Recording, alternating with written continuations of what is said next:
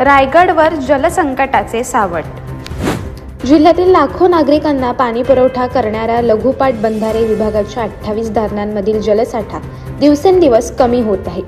सध्या या धरणांमध्ये केवळ 54% पाणी शिल्लक असून उन्हाळा जवळ येत असल्याने पाणी टंचाईची शक्यता व्यक्त केली जात आहे। जिल्ह्यात यंदा समाधानकारक पाऊस पडला असला तरी धरणांमधील जलसाठा कमी होत असल्याने पाणी टंचाई समस्या भेडसावण्याची भीती निर्माण झाली आहे। या धरणांवर ग्रामीण भागातील अनेक गावे अवलंबून आहेत, त्यामुळे पाण्याचा वापर जपून करण्याबरोबरच अनावश्यक अपव्यय टाळण्याचे आवाहन संबंधित विभागाकडून करण्यात येत आहे। दरम्यान पाणी टंचाईची परिस्थिती निर्माण होऊ नये यासाठी प्रशासनाने धरणांमधील जलसाठ्यावर सतत लक्ष ठेवले असून आवश्यक त्या उपाययोजना करण्याची तयारी सुरू असल्याचे अधिकाऱ्यांनी सांगितले। जिल्ह्यामध्ये लघुपाट बंधारे विभागाच्या अखत्यारीत 28 धरणे आहेत।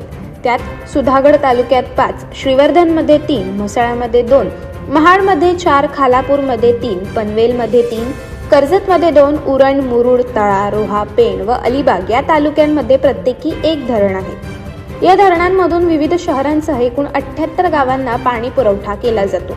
महाडमधील सावित्री, नागोठणेमधील अंबा, डोलवहामधील कुंडलिका, लोहपमधील पातळगंगा, कर्जतमधील उल्हास आणि पनवेलमधील गाडी या जिल्ह्यातील 6 प्रमुख नद्या आहेत। सध्या या नद्यांमध्ये 1.36 मीटर पासून 2.70 मीटर इतक्या पाण्याची क्षमता आहे। या नद्यांमधील पाण्याची पातळी देखील दिवसेंदिवस कमी होत आहे, त्यामुळे या नद्या तळ गाठण्याच्या वाटेवर असल्याचे दिसून येत आहे। वाढते नागरिकीकरण, औद्योगिकीकरण आणि जीर्ण झालेल्या पाईपलाईनमुळे होणारी पाणी गळती यामुळे पाण्याचा वापर वाढत आहे। त्यामुळे पावसाळा सुरू होईपर्यंत पाण्याचा साठा टिकवून राहावा यासाठी प्रशासनाकडून नियोजन केले जात आहे। अशाच अनेक घटना आणि बातम्या जाणून घेण्यासाठी सबस्क्राईब करा आमचे YouTube चॅनल केव्ही न्यूज आणि इन्स्टा पेज कृषीवल न्यूजला फॉलो करा।